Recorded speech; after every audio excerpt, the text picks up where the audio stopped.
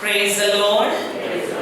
પ્રભુ ઈસુની ખૂબ સ્તુતિ થાવ. પ્રભુના નામને ધન્યવાદો. અને આજે સવારે હું પ્રભુ ઈસુ ખ્રિસ્તના પરાક્રમી નામમાં સર્વનો પ્રભુ ઈસુ ખ્રિસ્તના નામમાં આવકાર કરું છું. જેટલા ફેસબુક ઉપર છે તથા જેઓ ઓફલાઈનમાં હાજર છે કે બાળકોનું પ્રભુની પવિત્ર ઉપસ્થિતિમાં હું આપ સર્વનું સ્વાગત કરું છું. અને સર્વશક્તિમાન પ્રભુને ધન્યવાદ આપતા મારું હૃદય આપ સર્વની સાથે આનંદ કરે છે કે આ અંતના સમયની અંદર આપણે સર્વ તેની કૃપા પામેલા બાળકો છીએ. તેની સંભાળ માટે, તેની આશીષ માટે આ પિતા પરમેશ્વરનો ખૂબ આભાર. વચન કહે છે કે તેણે પોતાનું વચન મોકલીને તેઓને સમા કર્યા. પ્રભુનું વચન એમ પણ કહે છે, હે તૃષિત જનો, તમે સર્વ પાણીની પાસે આવો. અને આજે સવારે હું આપ સર્વને માટે પ્રભુનો આભાર માનું છું તથા સ્તુતિ કરું છું કે આપણી મધ્યે આપણા જીવતા જાગતા દેવની ઉપસ્થિતિ છે. અને આ ઉપસ્થિતિમાંથી આપણે અલગ અલગ જગ્યાઓમાંથી પ્રભુની હજુરમાં આવ્યા છે. ને પ્રભુના નામને સ્તુતિ થાવ. આપણા કાન સુધી પરમેશ્વરનું વચન આવી રહ્યું છે. સગળી બાબતો માટે પ્રભુનો ખૂબ આભાર. તેની કૃપા માટે પ્રભુની સ્તુતિ થાવ. આવો હવે આપણે પ્રભુના પવિત્ર વચનોની પાસે જઈશું. યશાયા પ્રવક્તાનું પુસ્તક અને તેનો 60મો અધ્યાય અને તેની 19 અને 20 કલમો વાંચીશું. યશાયા પ્રવક્તાનું પુસ્તક તેનો 60મો અધ્યાય તેની 19 અને 20 કલમો.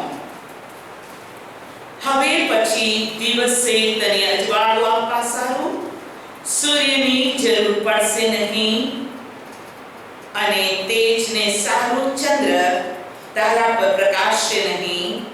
પણ યહોવા તારું સર્વકાળનું અજવાળું ને તારો દેવ તારી શોભા થશે. ત્યાર પછી તારો સૂર્ય કદી અસ્ત પામશે નહીં, તેમ તારો ચંદ્ર જતો રહેશે નહીં. કેમ કે યહોવા તારું સદાકાળનું અજવાળું થશે ને તારા શોકના દિવસો પૂરા થશે. Amen, amen. આવો પ્રાર્થના કરીએ. સર્વશક્તિમાન મારા આકાશમાંના જીવતા પ્રભુ, આજે સુંદર સવારે અમે તમારા નામને ખૂબ ધન્યવાદ આપીએ છીએ. તમારી ખૂબ સ્તુતિ કરીએ છીએ. અમે અત્યારે તમારી પવિત્ર હજુરમાં આવ્યા છીએ. તમારી ઉપસ્થિતિ માટે કોટી કોટી ધન્યવાદ. આખા પવિત્ર શાસ્ત્ર બાઇબલમાંથી અમારા માટે જે બોધ, સુધારો, નિષેધ, ચેતવણી રૂપે વચન તમે આજે અમારી મધ્ય મોકલી આપ્યું છે. પ્રભુ ઈસુ ખ્રિસ્તના નામમાં અમે આ વચનનો સ્વીકાર કરીએ છીએ. અને હવે તમારા તરફથી મોકલાયેલા વચન માટે પ્રાર્થના છે કે પ્રભુ મારા મુખને ખોલો, મારામાં બોલો. અને અહીં બેઠેલી એક વ્યક્તિ સાથે તમે વચનથી વાત કરો. અને આ વચન રૂપી ખોરાકથી તમે એકને આશીર્વાદિત કરો. પ્રભુ જ્ઞાન તથા બુદ્ધિનો આત્મા, સમજશક્તિ અને પરાક્રમનો આત્મા વચનને સાંભળી સમજી તે પ્રમાણે ચાલવાની તમારી અદ્ભુત કૃપા અમારામાંથી એકની પર થાવો. પ્રભુ ઈસુ ખ્રિસ્તના નામમાં. Amen, amen, amen. Praise the lord. Hallelujah. પ્રભુની ખૂબ સ્તુતિ થાવ. પ્રભુના નામને ધન્યવાદો. પ્રભુએ જે વચન આપણી મધ્યે મોકલી આપ્યું, આ વચને માટે આપણે પ્રભુની ખૂબ સ્તુતિ કરીએ છીએ. જેમ આપ સર્વ જાણો છો તે પ્રમાણે આપણે યશાયા પ્રવક્તાના પુસ્તકમાંથી એવી 7 અનંતકાળ ટકનારી આશીષોને માટે આપણે પ્રભુનું વચન શીખતા આવ્યા છે. અને પ્રભુનું વચન બહુ જ સ્પષ્ટ કહે છે કે શાસ્ત્રમાં લખેલું દરેક વચન તે મનુષ્ય પ્રેરિત નથી, પણ ઈશ્વર પ્રેરિત છે. હાલેલુયા. અને પ્રભુનું વચન બહુ વચન મારા મુખમાંથી નીકળ્યું છે તે સફળ ફળવંત થયા વગર પાછું આવશે નહીં. અને આ સગળા વચનો તેણે આપણને, તેની મંડળીને, તેના બાળકોને, તેના લોકોને, તેના સંતાનોને તેણે આપ્યા છે. અને આપણે આ 7 અનંતકાલિક આશીષોની માટે 7 everlasting blessing, 7 everlasting ચીજની માટે આપણે પ્રભુનો આભાર માનીએ છીએ અને સ્તુતિ કરીએ છીએ કે તેણે આપણી સાથે વાત કરી કે હું તારો સનાતન ખડક છું. Praise the lord. એ સદાનું સ્ટ્રેન્થ છે આપણા માટે. ઓ એવરલાસ્ટિંગ ફાધર, સનાતન પિતા, એવરલાસ્ટિંગ જોય, સદૈવ આનંદ, સદાનો આનંદ, એવરલાસ્ટિંગ કાઇન્ડનેસ, અનંતકાળની કૃપા. અને આપણે હવે જે શીખી રહ્યા છે કેટલાક સન્ડેથી, અને એ છે એવરલાસ્ટિંગ લાઇટ. પ્રભુની સ્તુતિ થાવ, સદાકાળનું અજવાળું. Praise the lord. અને પ્રભુ પોતાના બાળકોને સદાકાળના અજવાળાથી તે આશીર્વાદિત કરવા માંગે છે. અને પ્રભુની સ્તુતિ થાવ, ગયા 3 ભાગની અંદર એ સદાકાળના અજવાળા વિશે આપણે એ બાબતો પવિત્ર આત્મા દ્વારા પ્રભુએ આપણને બતાવી. અને આપણા પ્રભુએ આપણને બહુ જ સ્પષ્ટ કીધું કે ઉઠ પ્રકાશિત થા, કેમ કે તારો પ્રકાશ આવ્યો છે ને યહોવાનો મહિમા તારા પર ઉગ્યો છે. યશાયા 62 જો અંધારું પૃથ્વીને, આ ઘોર અંધકાર લોકોને ઢાંકશે, પણ યહોવા તારા પર ઉગશે ને તેનો મહિમા તારા પર દેખાશે. પ્રજાઓ તારા પ્રકાશ ભણી તથા રાજાઓ તારા ઉદયના તેજ ભણી ચાલ્યા આવશે. Praise the lord. પ્રભુની ખૂબ સ્તુતિ થાવ. પ્રભુએ આપણી સાથે તેના વચનથી વાત કરી. અને ગયા સન્ડે આપણે આ એવરલાસ્ટિંગ લાઇટ એટલે કે સદાકાળનું અજવાળું, જેના વિશે પ્રભુ બહુ જ સ્પષ્ટ યશાયા 60 માં કહે છે, યહોવા તારું સદાકાળનું અજવાળું થશે ને તારા શોકના દિવસો પૂરા થશે. અને આ વચન ને આપણો પ્રભુ આપણી સાથે વચનથી વાત કરતા કરતા ગયા સન્ડે આપણે છેલ્લી કલમ જે વાંચી હતી તે આ પ્રમાણે વાંચી, જેને હું વાંચીને હવે આપણે આગળ વધી રહ્યા છીએ. મીખાનું પુસ્તક, તેનો 7મો અધ્યાય અને તેની 8મી કલમ. જે ગયા સન્ડે સૌથી છેલ્લું વચન આ આપણે વાંચ્યું હતું. મીખાનું પુસ્તક 7મો અધ્યાય 8મી કલમ. હે મારા શત્રુ, મારી દુર્દશામાં હર્ષ ન કર. જો હું પડી જાઉં તો પણ હું પાછો ઉઠીશ. જો હું અંધારામાં બેસું તો પણ યહોવા મને ત્યાં અજવાળા રૂપ થશે. Praise the lord. પ્રભુની ખૂબ સ્તુતિ થાવ. દેવ કહે છે કે યહોવા તારું સર્વકાળનું અજવાળું થશે ને તારા શોકના દિવસો પૂરા થશે. પ્રભુ ફરી વખતે આપણી સાથે વાત કરી રહ્યો છે કે હું તારું સર્વકાળનું અજવાળું છું. યશાયા 60 અને 19 માં કહે છે, યહોવા તારું સર્વકાળનું અજવાળું ને તારો દેવદારી શોભા, સર્વકાળનું અજવાળું અને તારી શોભા. અને 20મી કલમમાં બાઇબલ કહે છે, યહોવા તારું સર્વકાળનું અજવાળું ને તારા શોકના દિવસો પૂરા થશે. પ્રભુના બાળકો, એકદમ સચ્ચાઈની એક બાબત હું તમને કહેવા માંગુ છું. અને તમારું હૃદય તે બાબત માટે હા તથા આમેન જ હશે એ મારો પૂરેપૂરો વિશ્વાસ છે. પ્રભુનું વચન બહુ જ સ્પષ્ટ આ પૃથ્વી પરથી પોતાના બલિદાનને આપ્યા પછી સજીવન થઈને સ્વર્ગમાં જતા પહેલા તેણે પોતાના અનુયાયી, તેના શિષ્ય, તેના બાળકોની સાથે બહુ જ સ્પષ્ટતાથી એ વાત કરી કે આ જગતમાં તમને સંકટ છે ખરું, પરંતુ હિંમત રાખો, આ જગતને મેં જીત્યું છે. એટલે જ્યાં સુધી આપણા જિંદગીના દિવસો પૃથ્વી પર છીએ અને જ્યાં સુધી આ માટીના પાત્રમાં દેહપણાના સમયમાં આપણે શ્વાસોશ્વાસ લઈએ છીએ અને દિવસ અને રાત, અઠવાડિયા, મહિના અને વર્ષોને વિતાવતા આપણે રહીએ છીએ કે જ્યાં સુધી પ્રભુનું આગમન ન થાય અથવા માણસનું મૃત્યુ ન થાય ત્યાં સુધી હું આજ આપને કહેવા માંગુ છું કે તમે બધા જાણો છો કે બે બાબત મનુષ્યથી બિલકુલ અજાણ છે. નંબર 1, તેના મરવાનો દિવસ ઘડી નથી માણસ જાણતો. નંબર 2, પ્રભુ ઈસુ ખ્રિસ્તનો પ્રગટ થવો. ઈસુ ખ્રિસ્ત ફરી વખતે આવવાનો છે. એ પોતાના દૂતોની સાથે, રણસિંગડાના નાદની સાથે સંતોને તે ઉંચકી લેશે, સંતોનું રૂપાંતર થશે અને એમ સદાકાળ પ્રભુના સંતો, પ્રભુના બાળકો, દેવના લોક અનંતકાળ સુધી એ હંમેશા પ્રભુની સાથે રહેશે અને એ સમય, એ જગ્યા, એ સ્થાન તો સ્વર્ગ છે. અને હું આપને કહેવા માંગુ છું, આ બે સમયની વચ્ચે માણસનું જીવન પૃથ્વી પર મનુષ્ય દેહના બંધારણની અંદર એ જીવી રહ્યો છે.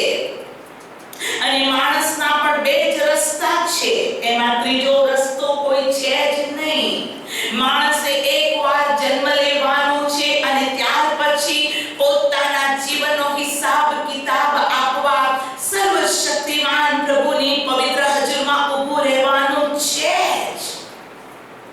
અને એમાં એવું નથી કે નવા કરારના બાળકો, એવું નથી કે 1920-21 સાલની અંદર રહેલા લોકો. ના, આદમ કે જે પૃથ્વી પર પ્રથમ જન્મેલો પુરુષ, પર પ્રથમ ઉત્પન્ન કરાયેલો બનાવેલો પુરુષ, આદમ અને હવા પ્રથમ નરનારીથી માંડીને અત્યાર સુધી પૃથ્વીમાં જેટલા બાળકો જન્મ લઈ રહ્યા છે ને લેશે, એમાંનો એક પણ વ્યક્તિ એવો નહીં હોય કે જે જીવતા દેવની આગળ ન્યાયના દિવસે ઊભું રહેલું નહીં હોય.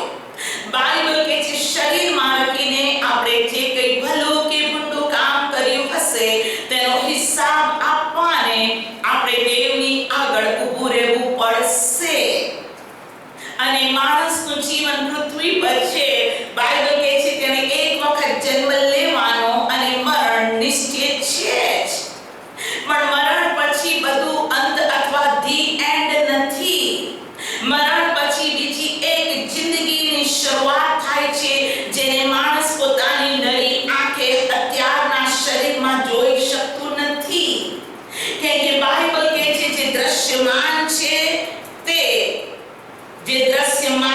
તે ક્ષણિક છે, પણ જે અદ્રશ્યમાન છે તે સર્વકાલિક છે. અને જે અદ્રશ્યમાન છે તે એવા આશીર્વાદોને માટે પ્રભુએ પોતાના બાળકોને પોતાના વચનો આપ્યા છે, જેથી એ વચનોથી તેના લોક શુદ્ધ થાય, પવિત્ર થાય અને પ્રભુની માટે તૈયાર થાય. વચન કે જે પવિત્રતા સિવાય કોઈ માણસ કદી દેવને જોઈ શકતું નથી.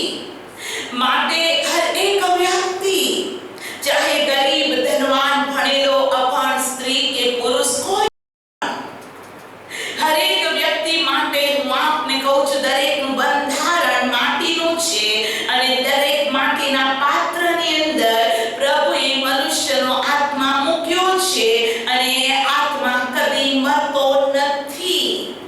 અને આ આત્માને માટે માણસના મૃત્યુ પછી સ્વર્ગ અને નર્ક તૈયાર થાય છે.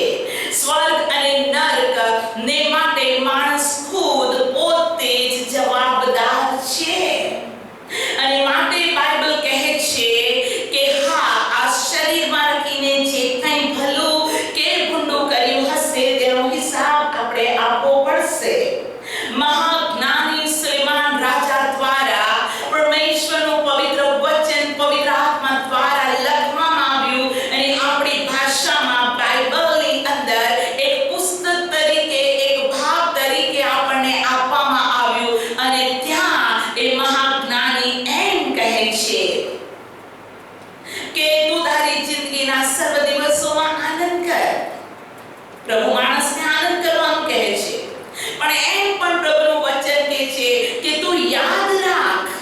કે તારી ભલી અને ભૂંડી વાતોનો ન્યાય કરવામાં આવશે.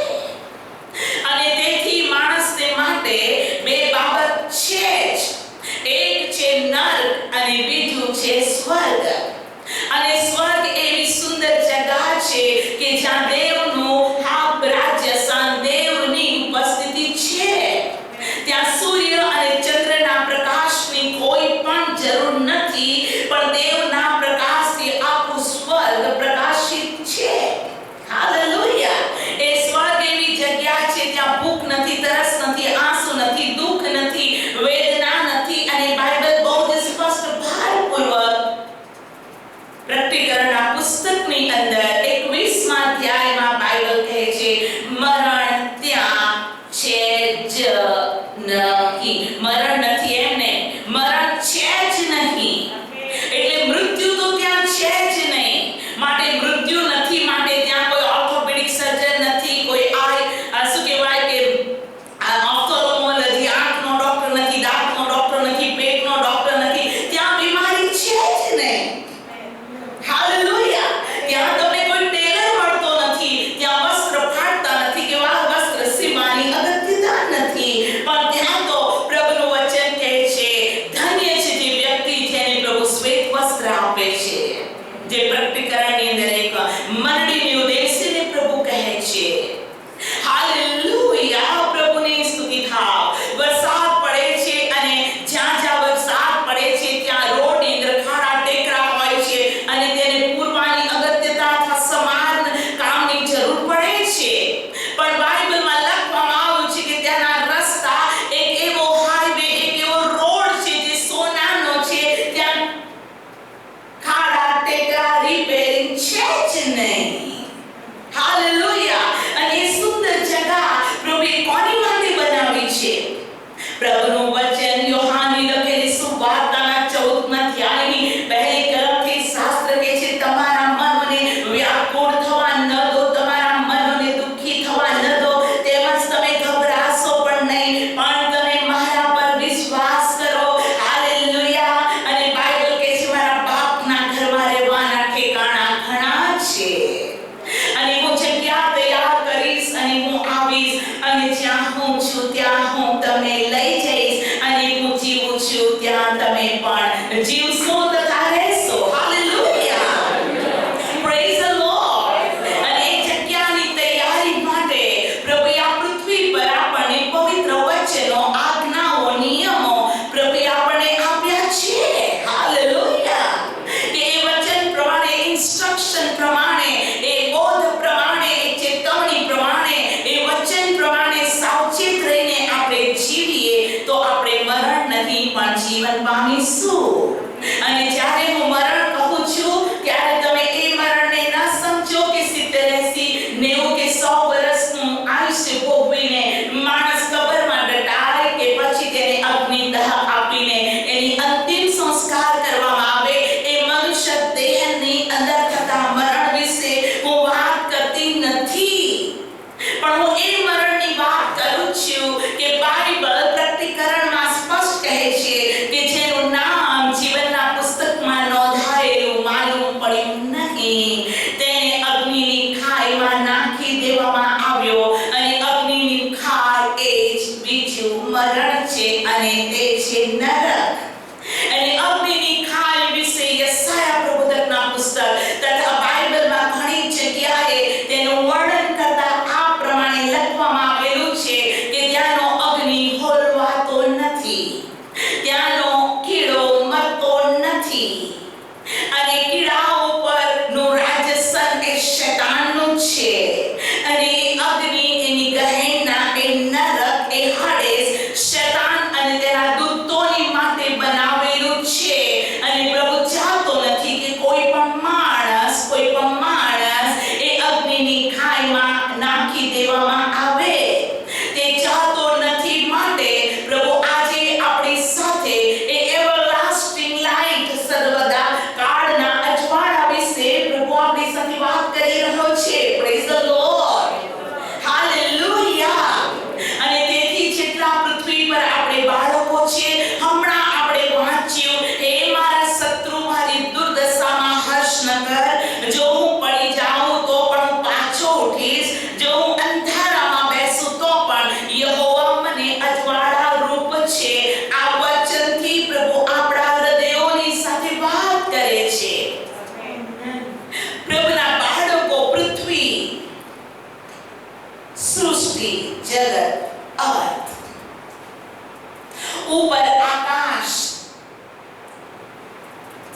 આકાશ સ્વર્ગ, નીચે પ્રભુનું વચન શેઓલ ઊંડો ખાડો છે.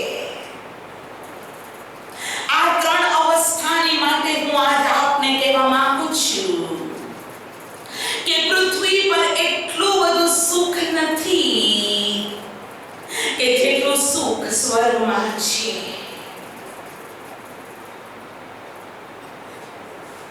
અને પૃથ્વી પર એટલું બધું દુઃખ નથી કે જેટલું દુઃખ નરકમાં છે.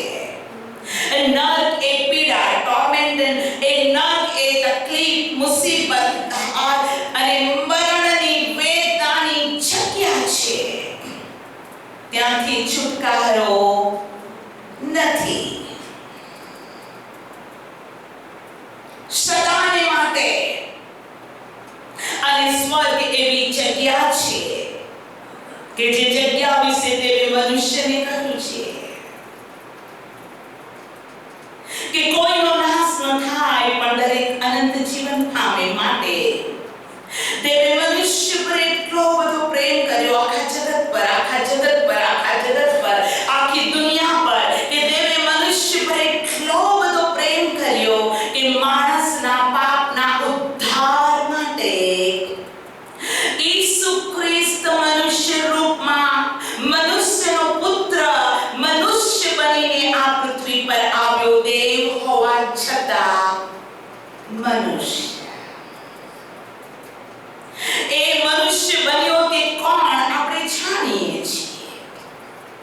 જે મનુષ્ય બન્યો તે કોણ હતો? જેને દેવના દૂતે આવીને મરિયમને કહ્યું કે તું તેનું નામ ઈસુ પાડશે, જે જગતનો ત્રાતા. એ ગાબ્રિએલ પ્રભુનો દૂત, એ પરમેશ્વરે ફરી વખત યુસુફને દર્શન આપીને કહ્યું કે તું મરિયમને તેડી લાવવાને માટે ઘબરાઈશ નહીં, ઉઠ અને મરિયમને તેડી લાવ. તેને જે ગર્ભ થયો છે તે પવિત્ર આત્માથી છે.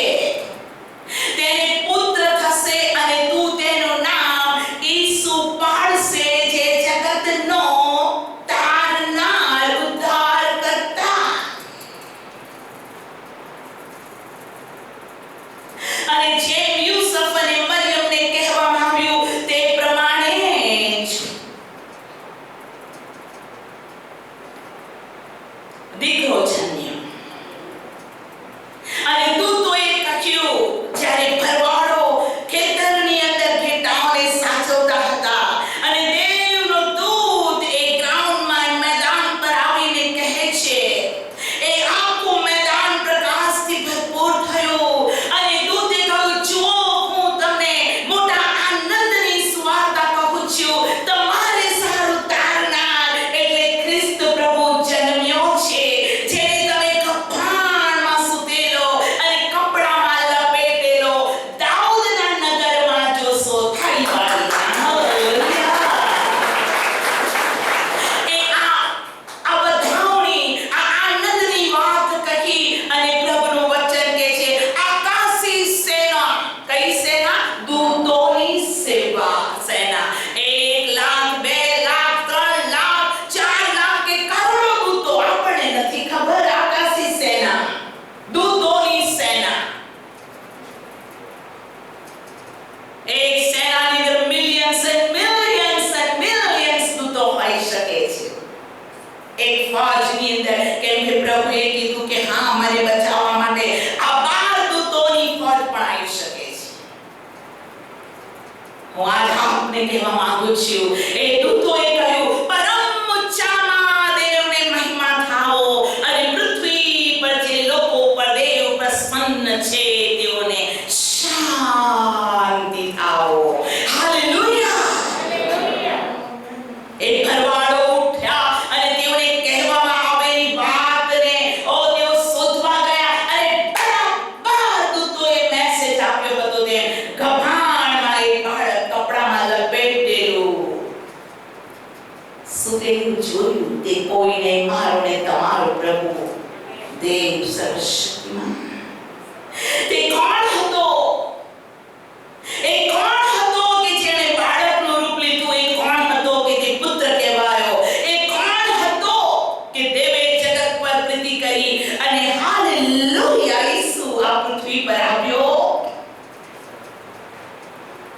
आज आपने કહું છું આવો યોહાનની લખેલી સુવાર્તા તેનો પહેલો અધ્યાય, યોહાનની લખેલી સુવાર્તા અને તેનો પહેલો અધ્યાય.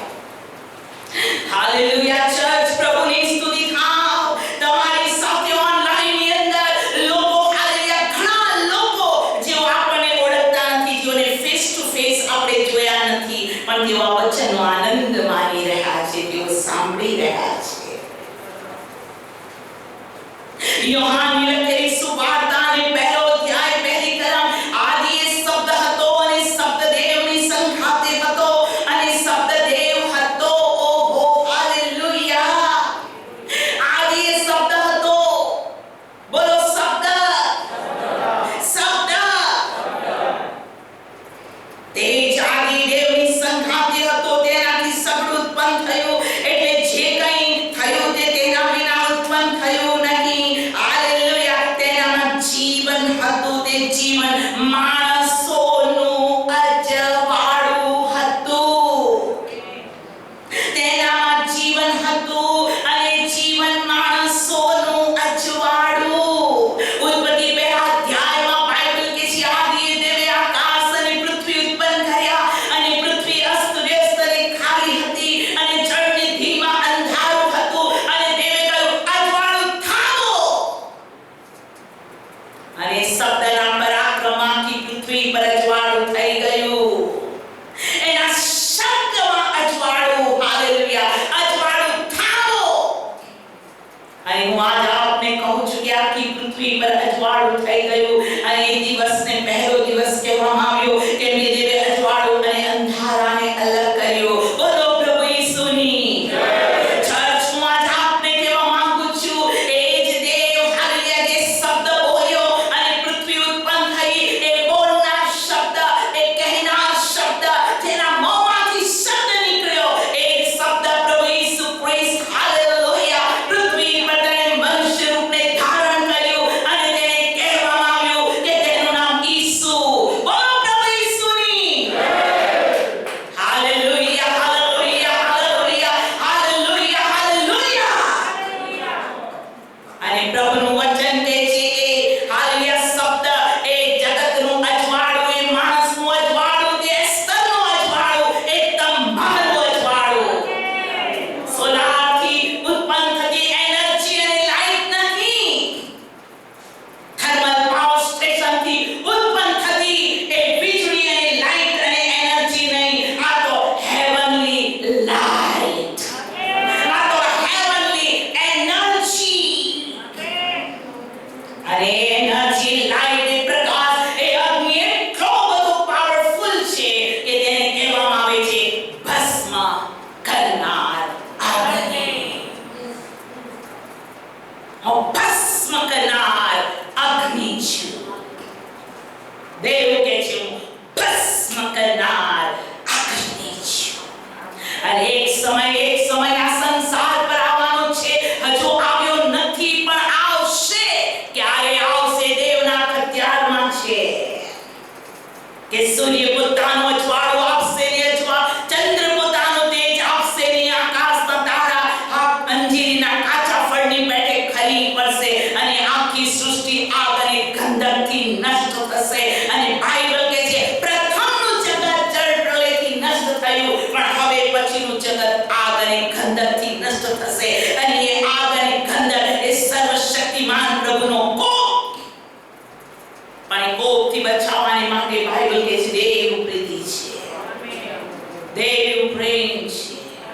તે માણસના આત્માને પોતાના આત્માનો કરવાની ઉમળકા રાખીને સ્વર્ગ છોડીને તેણે પૃથ્વી પર મનુષ્ય દેહનો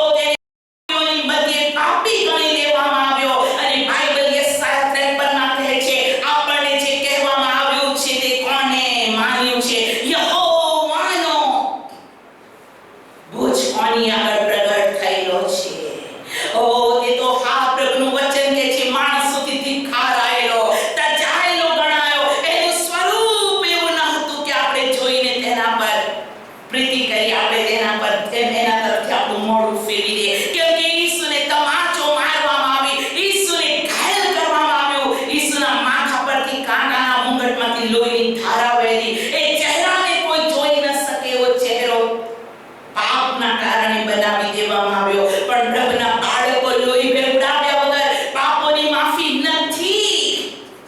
માનવ જાતિના ઉદ્ધાર માટે એ નિર્દોષ, નિષ્કલંક, દાગ અને કરચલી વગરના અર્પણની મનુષ્ય જાતને સ્વર્ગની અંદર જવાની માટે એ રક્તની આવશ્યકતા હતી. કેમ કે માણસનું લોહી માણસને માટે જીવ આપીને પણ તેના જીવને ખરીદી નથી શકતો.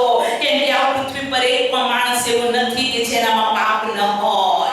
પણ પ્રભુની સ્તુતિ થાવ, એને કોટી કોટી ધન્યવાદ હો. એ દેવ છતાં મનુષ્ય બન્યો. હાલેલુયા. માણસો કરતા, દેવદૂતો કરતા તે નીચો બન્યો. એને દાસનું રૂપ ધારણ કર્યું. ઘેટી પોતાના કાતરનાની આગળ મૂંગી રહે છે. ઈસુ મૂંગો રહ્યો. તું સદા મૂંગો રહ્યો. હું આજ આપને કહું છું, બધા સ્તંભની ઘડીએ તે મૂંગો રહ્યો. બાકી તો હું આજ આપને કહું છું, સમુદ્રની લહેરોને તેણે કહ્યું શાંત થા, અને સમુદ્રની લહેરો શાંત થઈ ગઈ. અને જેટલા હોળીમાં હતા એ કહેવા લાગ્યા, કઈ જાતનું માણસ કે સમુદ્રની લહેર, તોફાન તેનું માને છે, તેઓની સમજ નથી પડતી. કબ્રસ્તાને મરિયમ માથા ભરતા હતા, ઘણા દુખી હતા. ઈસુ ચૂપ રહ્યો. બાઇબલ કે છે ઈસુએ કીધું પથ્થર હટાવો, અને પ્રભુ ચૂપ રહ્યો. ઓ યોહાન 11 માં પ્રભુનું વચન કે છે, તેણે મોટો ખાટો પાડ્યો, તેણે બૂમ પાડીને કીધું લાજરસ બહાર આ. અને કફને વીંટાયેલું એ મુર્દું જીવતું થઈને કફન સાથે બહાર આવ્યું. અને ઈસુએ કીધું એના બંધન છોડી નાખો. તે પુનરુત્થાન તથા જીવન, એ જગતનું મજવાળું, એ જીવનની રોટલી, એ પ્રથમ અને છેલ્લો, એ સૃષ્ટિને ઉત્પન્ન કરતા, એ રાજાઓનો રાજા, એ પ્રભુઓના પ્રભુ, એ સર્વશક્તિમાન, એ વૈદ્યનો વૈદ્ય, ડોક્ટરોનો ડોક્ટર, એ જીવનની ખરી શાંતિ, એ ઉત્તમ ઘેટા બાળક. હાલેલુયા. એ એડવોકેટ, એ જજ, હા તે આપણા માટે વકીલ, મધ્યસ્થ, અને તે જજ, એ ન્યાયાધીશ. હાલેલુયા. તેના પહેલા તેના પછી કોઈ થયો નથી, અને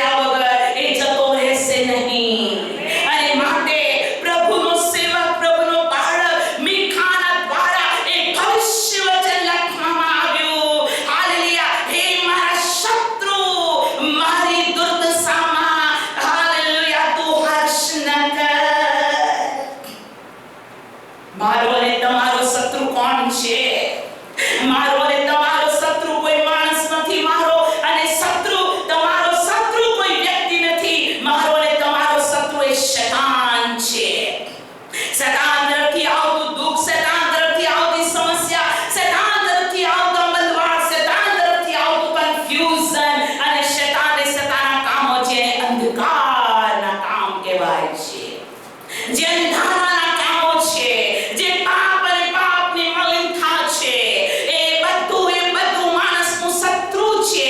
પણ ઓ પ્રભુના બાળકો, ઓ દેવના બાળકો, હું આજ આપને કહેવા માંગુ છું કે તે આપણને કહે છે હર પરિસ્થિતિની અંદર તમે હિંમત રાખો. હાલેલુયા. તમે લાસ્ટ સંદેશ સાંભળી ગયા. અય્યુબના શત્રુએ આનંદ કર્યો કેમ કે તે બીમાર પડ્યો. અય્યુબના શત્રુએ આનંદ કર્યો કેમ કે તેને પીડા હતી. એનું ધન દોલત, એનું સપનું શોહરત બધું જ ચાલ્યું ગયું. લાગ્યું અય્યુબ ખલાસ.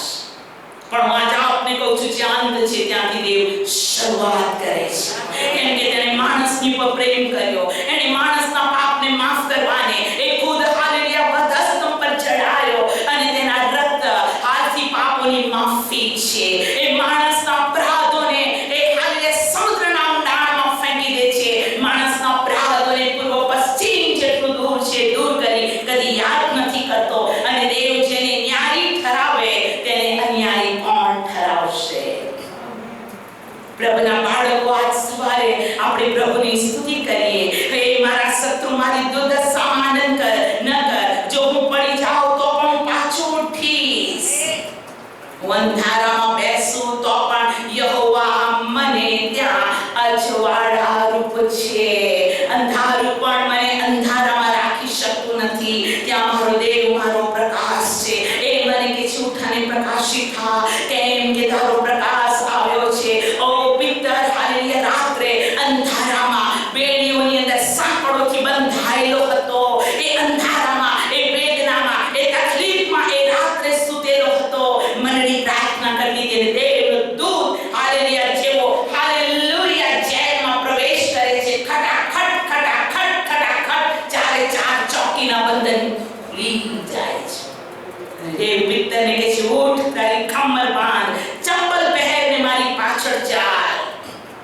એના બધા બંધનો તૂટીને ચાલવા લાગ્યો અને ફરીથી જેલ હતું એમનું એમ બંધ થઈ ગયું. નગર સુધી બંને ચાલતા આવ્યા અને નગરના દરવાજાથી દૂત ત્યાંથી ખસી ગયો. ત્યારે તેને ખબર પડી આ સ્વપ્ન નહીં, આ દ્રશ્ય નહીં, આ વાસ્તવિકતા છે.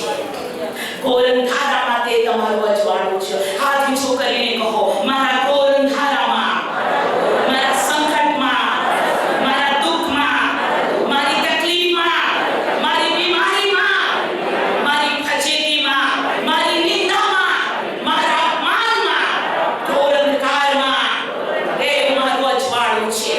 દેવ મારું અજવાળું છે. દેવ મારું અજવાળું છે. હાલેલુયા.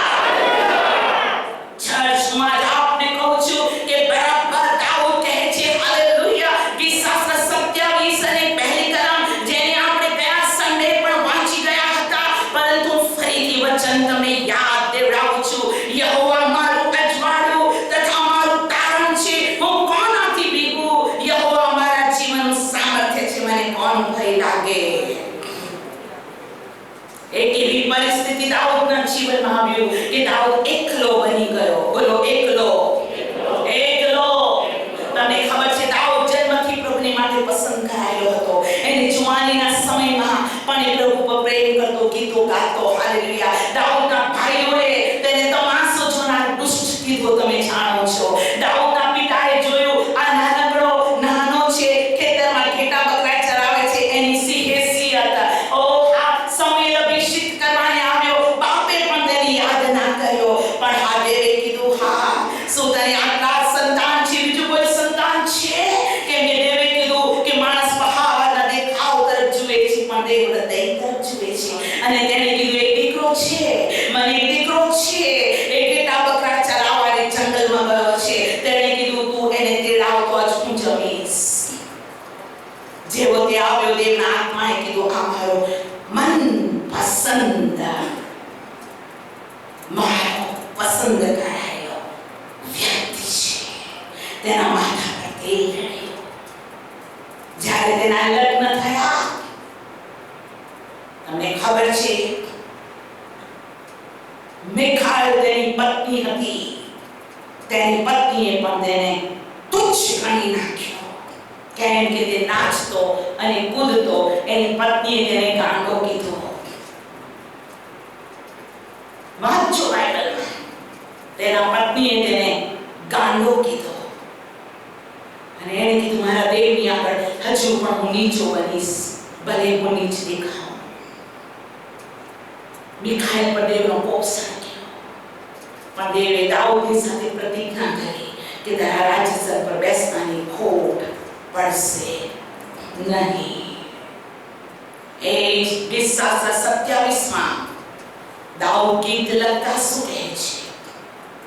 હું વાંચું છું 10મી કલમ, ગીત 27 અને 10. મારા બાપે તથા મારી માએ મને તજી દીધો છે, પણ યહોવા મને સંભાળશે. હે યહોવા, તારો માર્ગ મને શીખવ અને મારા શત્રુઓના લીધે મને સરળ માર્ગમાં દોરી જા. 12મી કલમ, મને મારા વૈરીઓની ઈચ્છાને સ્વાધીન ન કર, કેમ કે જૂઠા સાક્ષીઓ તથા જુલમના ફૂફાડા મારનારા મારી વિરુદ્ધ ઉઠ્યા છે. 13મી કલમ, આ જીવનમાં હું યહોવાની દયાનો અનુભવ કરીશ. એવો જો મેં વિશ્વાસ કર્યો ન હોત તો હું નિર્ગત થઈ જાત. યહોવાની વાટ જો બળવાન થા ને હિંમત રાખ, હા યહોવાની વાટ જો. એના જીવનમાં એક એવો સમય આવ્યો, એક ફેસ આવ્યો, એક ટાઈમ આવ્યો કે તેને મહેસૂસ કર્યો કે મારી માએ અને મારા બાપે મને તજી દીધો છે. એ બધી રીતે તેને લાગ્યું હવે હું એકલો છું. અને દાઉદ કહે છે આ જીવનમાં મેં યહોવાની દયાનો અનુભવ ના કર્યો હોત તો હું નિર્ગત થાત. તેણે દેવની દયાનો અનુભવ કર્યો હતો કે તે કોપ કરીને ધીમો દયા કર્યો. એણે દેવની દયાનો હુકમ કર્યો હતો અને તેણે કીધું મેં યહોવાને પોકાર કર્યો અને તેણે મારો પોકાર સાંભળીને સર્વ સંકટમાંથી તેણે મને છોડાવ્યો. હાલેલુયા. મેં યહોવાને પોકાર કર્યો અને તેણે સર્વ ભયમાંથી મને મુક્ત કર્યો. અને માટે ગીત 34માં કહે છે તેની તરફ જુઓ અને પ્રકાશ પામો, એટલે તમારા મુખ કદી ઝુંવાડા પડશે નહીં. ઓ ચર્ચ, હું આજ આપને કહેવા માંગુ છું, ફરીથી અને ફરીથી રિપીટ કરવા માંગુ છું, પૃથ્વી પર એટલું બધું દુઃખ નથી જેટલું દુઃખ નરકમાં છે. અને પૃથ્વી પર એટલું બધું સુખ નથી કે જે સ્વર્ગમાં છે. પણ જે સુખનું વર્ણન ન કરી શકીએ એ સુખને માટે પ્રભુએ મારો અને તમારો ઉદ્ધાર કર્યો છે. હાલેલુયા. મને અને તમને બોલાવ્યા છે કે મહાન કૃપા પામ્યા વગર આપણામાંથી કોઈ રહી ન જાય. તેણે આપણને તેડ્યા, પસંદ કર્યા અને બોલાવ્યા. ઓ પ્રભુએ આપણી માટે સમય નિયુક્ત કર્યો કે રવિવારે 9 વાગે એ સર્વશક્તિમાન પ્રભુની હજુરની અંદર પ્રાર્થના શરૂ થતા પહેલા હાજર થઈએ અને એક જ અવાજમાં તેના નામને ધન્યવાદ આપતા કહીએ, ઓ તું પવિત્ર છે, તું પવિત્ર છે, તું માન મહિમાની યોગ્ય પરમેશ્વર છે. હું તારી સ્તુતિ કરવા મારા ઘરમાંથી બહાર નીકળીને આ સિયોનમાં, હાલેલુયા, તારી મંડળીમાં, તારા લોકો મધ્યે, તારી ઉપસ્થિતિમાં તારા વચન પ્રમાણે હું આદર આભાર માનવા આવી ચૂક્યો છું. અને હું આપને કહું છું, દેવ તમારી સ્તુતિથી પ્રસન્ન થાય. તે સ્તુતિના સિંહાસન પર બિરાજે છે. અને ચર્ચ, હું તમારા માટે આભાર માનું છું. કેટલા બધા બાળકો બબ્બે બસ બદલીને આવે છે, કેટલા હાલેલુયા 2-2 રિક્ષા બદલીને આવે છે, પણ તમે સમયસર પ્રભુની હજુરમાં આવો છો. તમે સિસ્ટર એસ્તરને માન નથી આપતા, તમે દેવને માન આપો છો. સિસ્ટર એસ્તર તમારી બહેન છે, તમારા જેમ એ પણ એ જ પ્રભુની આરાધના કરવા આવી છે. બસ ફરક એટલો છે કે પ્રભુએ મારા ખભા પર આપ સર્વના આત્માનો બોજો આપ્યો છે કે હું તમને પ્રભુના વચનો શીખવું. એ પ્રભુને સારું લાગ્યું છે. એણે મને વરદાન આપ્યું છે, તેણે મને જીવતી રાખી છે કે હું પ્રભુના લોકોને દેવના રસ્તામાં ચલાવું. હાલેલુયા. Praise the lord. નહીં તો વર્ષો પહેલા આ ઢાંકી લીધેલું પાત્ર કે જેની માટે પડોશીઓએ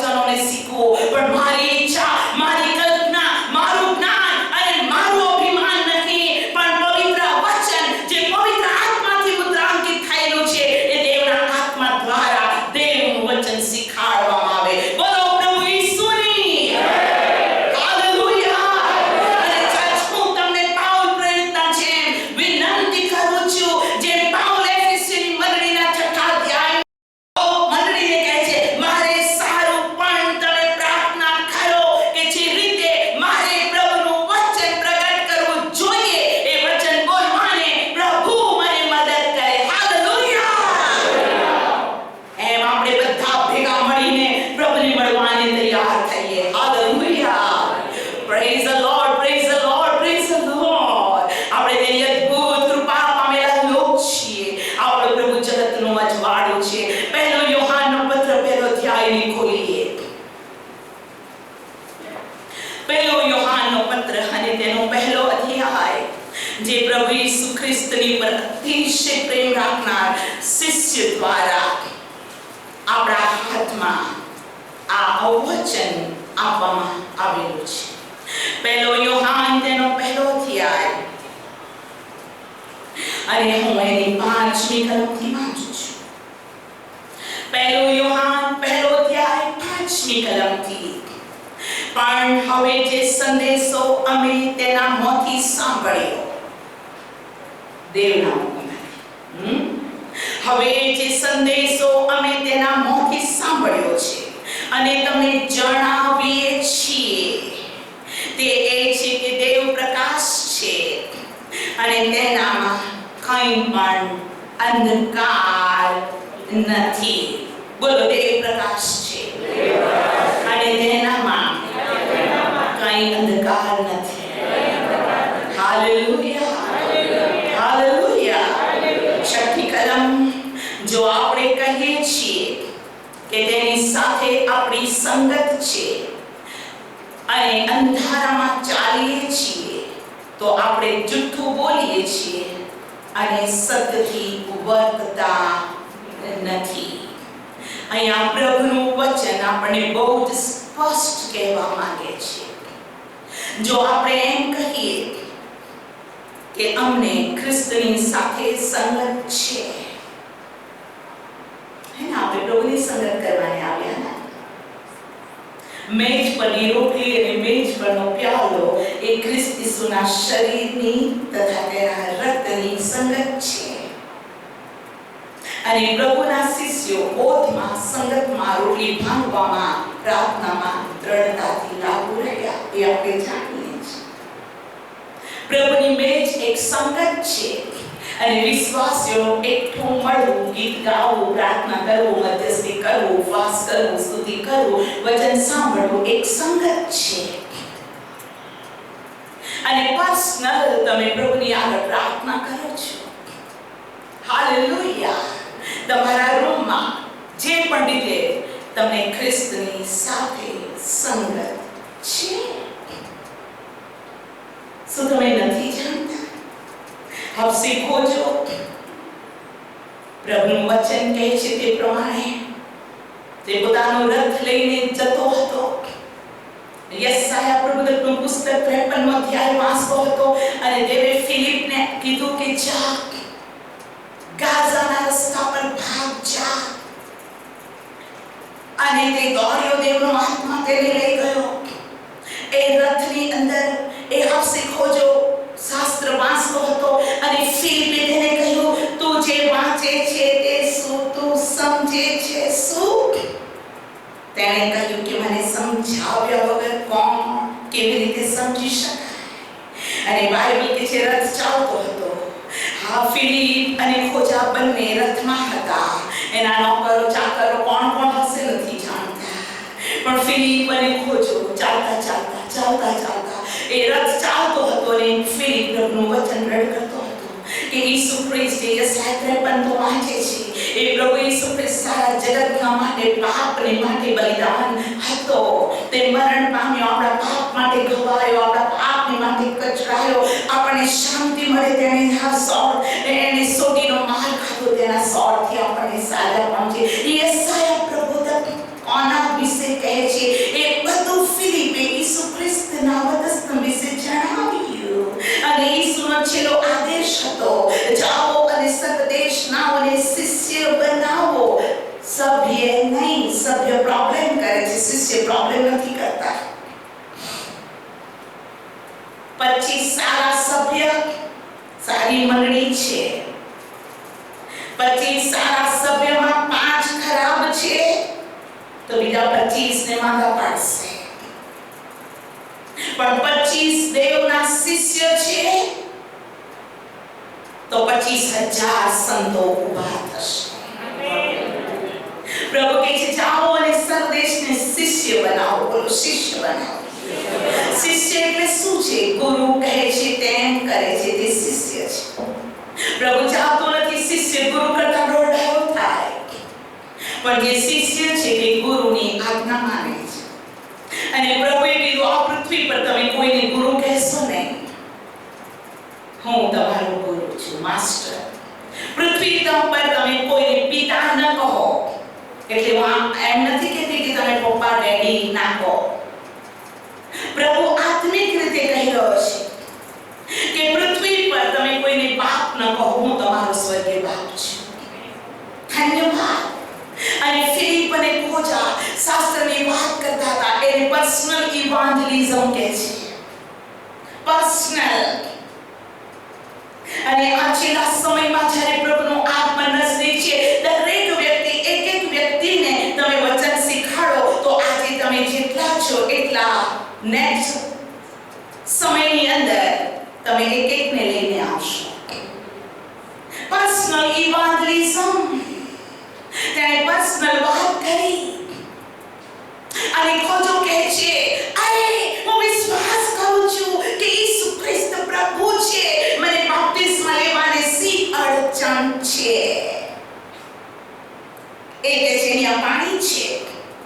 તેણે કહ્યું જો તું વિશ્વાસ કરે છે તો ઉચિત છે. અને બંને રથમાંથી ઉતર્યા અને ખોજો અને ફિલિપ પાણીમાં ઉતર્યા. બાઇબલ લખ્યું છે પાણીમાં ઉતર્યા. ના કેટલા લોકો વાટકીથી બાપ્તિસ્મા આપે છે, વાટકીમાં કાંગળી ઉતરતી નથી, ટેડવું જ જાય છે. પાણીમાં ઉતર્યા અને જુઓ ફિલિપે હબસી ખોજાને બાપ્તિસ્મા આપ્યો ને પાણીમાંથી બહાર નીકળ્યો અને તે ફિલિપને ઉચકી લીધો. ડન, કામ થઈ ગયું. હાલેલુયા. કે છે ફરીથી તેને ફિલિપને જોયો નહીં, પણ એ હબસી ખોજાએ જઈને હબસીઓની મધ્ય મિનિસ્ટ્રી કરી. અને તમે જુઓ એ બ્લેક, એ આફ્રિકનો કેટલું સુંદર ગાય છે. સ્ત્રીઓ જુઓ ને, ભલે ને જાડી ભમ હોય કે ગમે તેવી હોય, કમીકલી વાડ જાડા જાડા કોઠ અને ગમે તેવા હોય, ગાય તો આપણે આહાહા કેમ કે ગીતમાં પ્રભુ ડોલી ઉઠે છે. પ્રભુએ તેઓને એટલું સુંદર ગીતો ગાવાનું દાન આપેલું છે. એ નાના નાના ટેણિયા હોય સુંદર ગીત ગાય છે. પ્રભુ સ્તુતિના સિંહાસન પર બિરાજે છે. પ્રભુનું વચન કહે છે, હું વાંચું છું ફરીથી ચર્ચા કરાવ. જો આપણે કહીએ છીએ કે તેની સાથે આપણી સંગત છે અને આપણે અંધારામાં ચાલીએ છીએ તો આપણે જૂઠું બોલીએ છીએ અને સત્યતાથી વર્તતા નથી. જો આપણે તેની સાથે સંગત છે, હબસી ખોજા અને ફિલિપની સંગત થઈ અને એ સંગતમાં હબસીના જીવનમાંથી અંધારું દૂર થયું, એ પાપને દૂર થયું, એને પાપનું દફન ક્રિયા કર્યું, એને પાપને દાટી દીધું અને ખ્રિસ્તમાં નવી ઉત્પત્તિ તરીકે પાણીમાંથી બહાર આવ્યો. જો આપણે કહીએ આપણે અજવાળામાં ચાલીએ છીએ પણ આપણામાંથી અંધારું હટતું જ નથી, we are in danger. પ્રભુનું વચન 7મી કલમમાં કહે છે, પણ જેમ તે પ્રકાશમાં છે તેમ જો આપણે પ્રકાશમાં ચાલીએ તો આપણે એકબીજાની સાથે સંગત છે અને તેના પુત્ર ઈસુનું રક્ત આપણને સગળા પાપથી શુદ્ધ કરે છે. હાલેલુયા. પ્રભુ આપણાના દરેકના માટે ચાહે છે કે આપણી અંદર અંધારું રાજ ના કરે, આપણી અંદર અંધારું રાજ ના કરે. હું પૃથ્વી પરના અજવાળા અને અંધારાની વાત નથી કરતી, હું આત્મિક અજવાળા અને અંધારાની વાત કરું છું. જેમ આપણે ગયા દિવસમાં રોમિયોનો પત્ર 13મા અધ્યાયની અંદર પ્રભુનું વચન સ્પષ્ટ કહે છે, જેને આપણે વાંચ્યું છે, હું વાંચું છું 12મી કલમ, 13મો અધ્યાયની 12મી કલમ. રાત ઘણી ગઈ છે, દિવસ પાસે આવ્યો છે, માટે અંધારાના કામ તજી દઈને પ્રકાશના હથિયારો સજીએ. અંધારાના કામ એટલે હર પ્રકારનું પાપ છોડી દઈએ. દિવસે ઘટે છે તેમ સોપતી રીતે વર્તીએ. પ્રભુની ઈચ્છા છે કે સોપતી રીતે તેના સંતો વર્તે. બહેન કે ભાઈ, ભાઈ કે બહેન, બહેનો બહેનો કે ભાઈ ભાઈ, કે પત્ની પત્ની, કે મા બાપ કે બાળકો, સોપતી રીતે વર્તીએ. આપણે કેમ કહીએ છીએ, praise the lord brother, praise the lord sister. ખ્રિસ્તી ઈસુમાં આપણે ભાઈ બહેનો છીએ. હાલેલુયા. 14મી કલમ, પણ તમે ખ્રિસ્ત ઈસુને પહેરી લો અને દેહને માટે તેની દૈહિક વાસનાને સારું ચિંતન ન કરો. ચર્ચનું આજ આપને કહેવા માંગુ છું કે પ્રભુ આપણને પ્રકાશની સંગતિ આપવા માંગે છે. બોલો પ્રકાશની સંગતિ, પ્રકાશની સંગતિ. મૂસા પ્રભુની હજુરમાં જઈને પ્રાર્થના કરતો એનો ચહેરો પ્રકાશિત થઈ જતો. Praise the lord. આપણે પ્રભુની સાથે એવી સંગત કરીએ કે આપણો ચહેરો પ્રકાશિત થાય. આપણા ઓ હાલેલુયા જીવનની અંદર પ્રકાશ અને પ્રકાશ જ રહે. કેમ કે બાઇબલ કહે છે મારો ન્યાયી સેવક પડી જાય તો પણ તે જમીનદોષ થશે નહીં. મારી અને તમારી પ્રભુની પાસેથી દૂર જવાની એ બાબતોથી પ્રભુને આનંદ થતો નથી. પણ પ્રભુનું વચન કે શાસ્ત્રમાં કહે છે મરણથી છૂટવાના માર્ગો પ્રભુ યહોવા પાસે છે. આવો આપણા પગ પર આપણે ઊભા થઈ છીએ. આપણા પગ પર આપણે ઊભા થઈ છીએ અને પ્રભુ આજે આપણે તેના આશીષથી ભરી દે. તેનો અજવાળો આપણા જીવનમાં રાજ કરે.